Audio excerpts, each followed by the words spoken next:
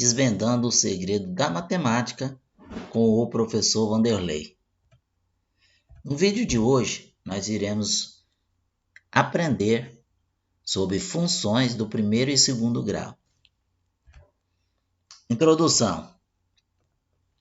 Queremos estabelecer um exemplo motivacional para o estudo de funções.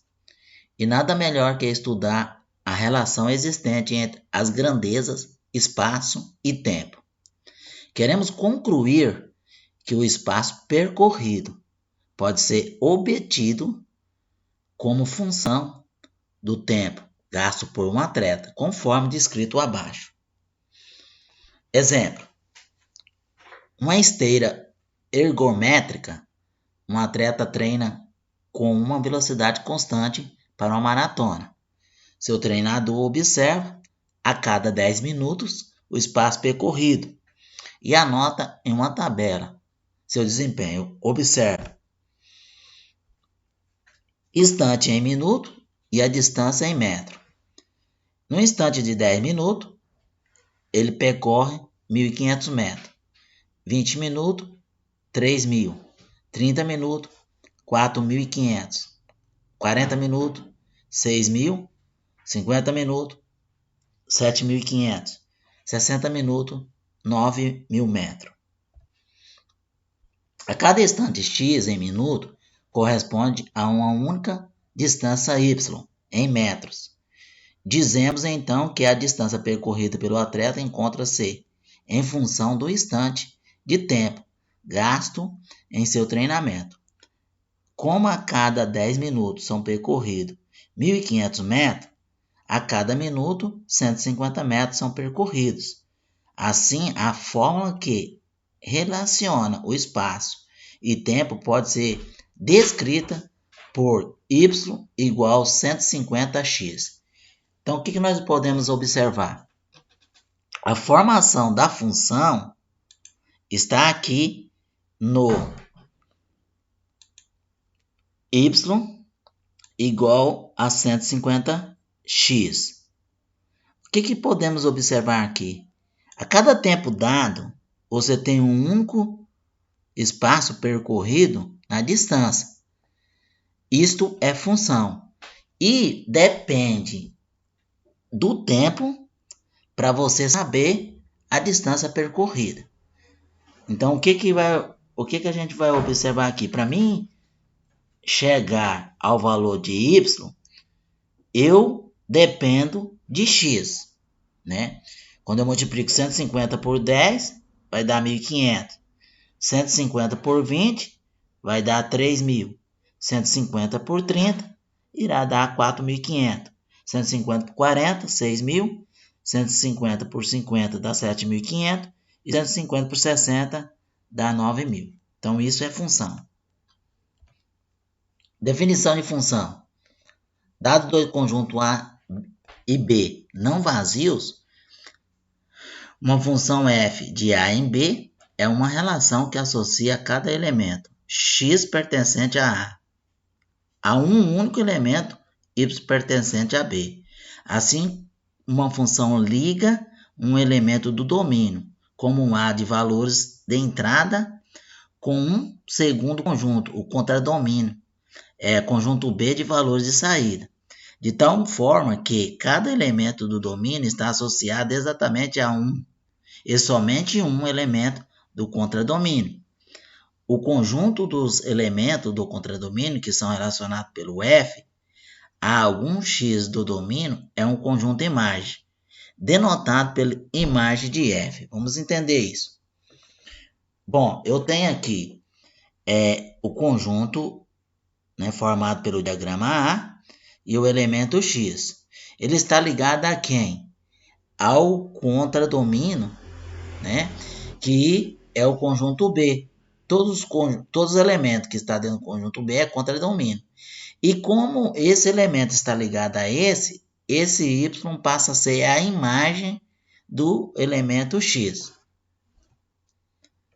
Vejamos um exemplo através de representação por diagrama, onde podemos observar a definição descrita. Vamos analisar o seguinte. Nós temos aqui no conjunto A e o conjunto B. Nós temos aqui os elementos menos 3, menos 2, menos 1 e 0, né? E temos aqui o conjunto B, onde que eu tenho o contradomínio, né? Todos os elementos desse conjunto é o contradomínio. Então, esse aqui é domínio, esse aqui é contradomínio. Agora, observa que um subconjunto desse conjunto B está ligado aos elementos do conjunto A.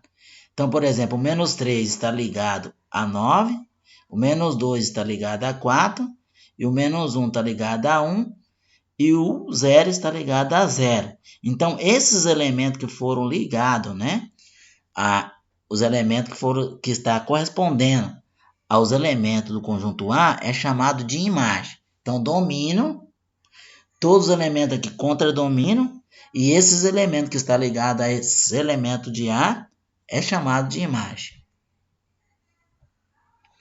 Representação por diagrama, né?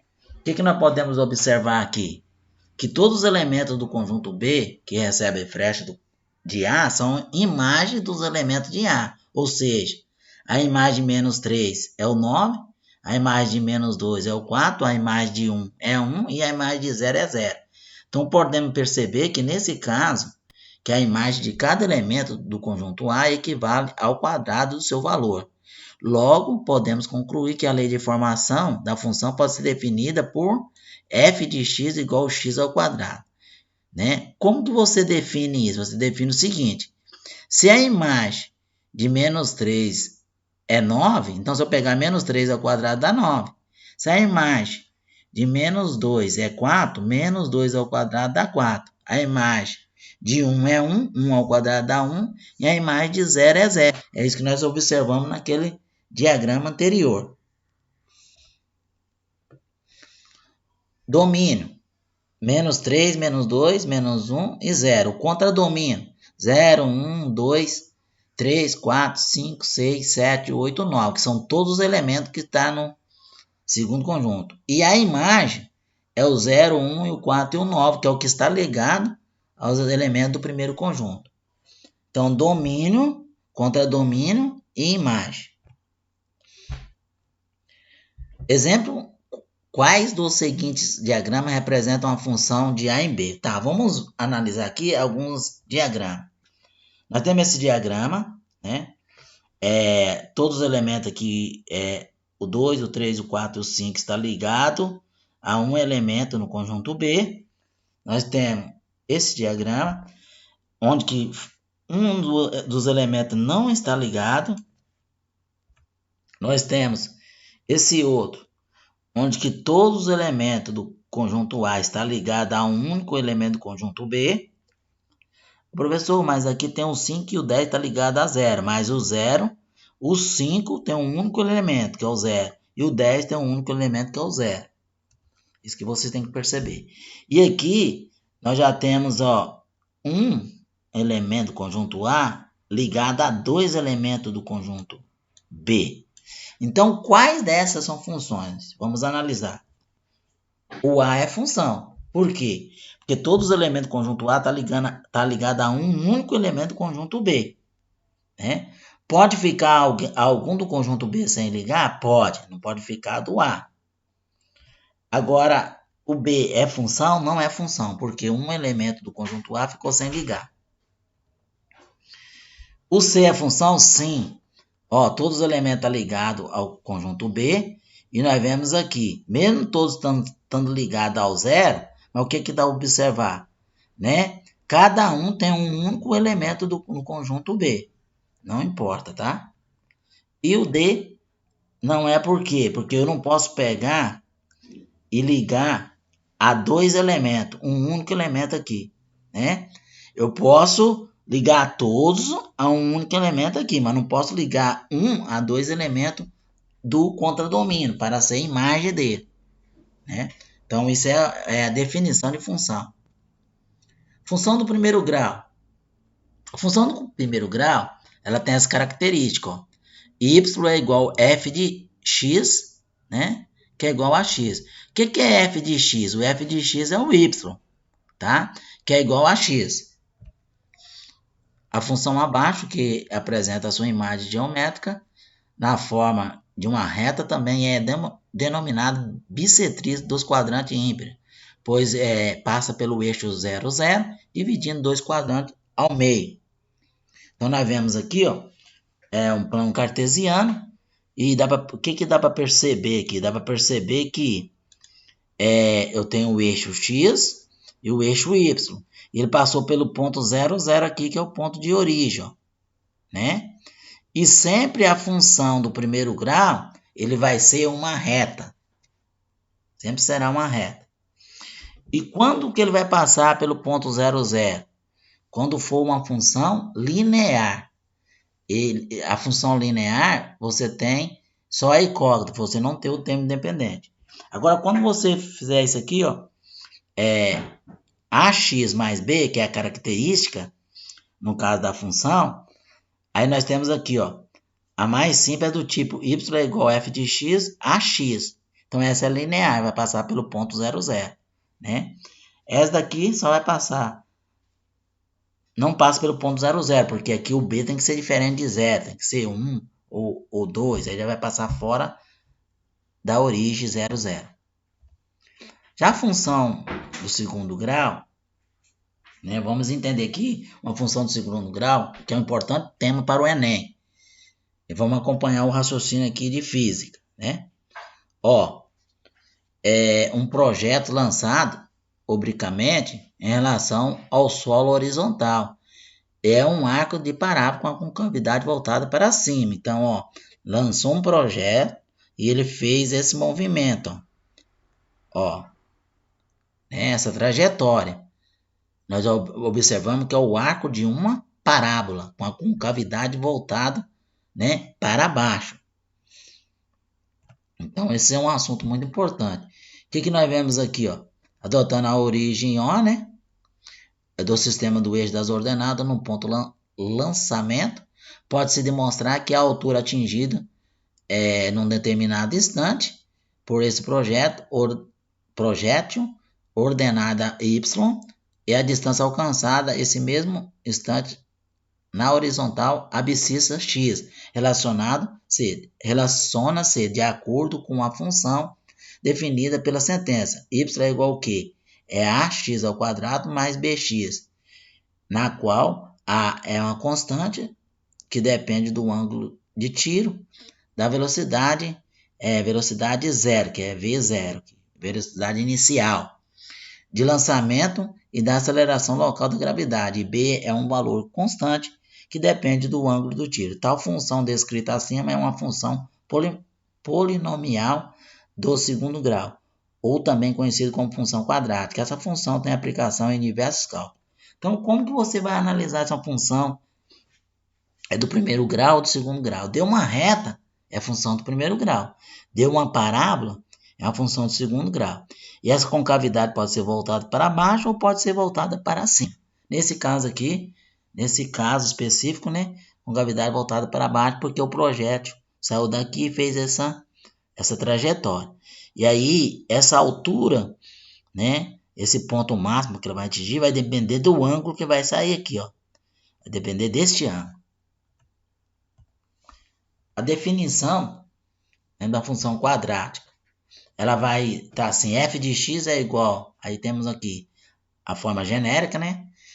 Ax ao quadrado mais bx mais c, né?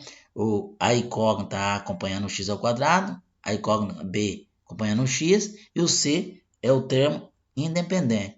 Então, vemos aqui, ó, A, B e C são coeficientes reais, sendo A diferente de zero, né? Então, observamos isso aí.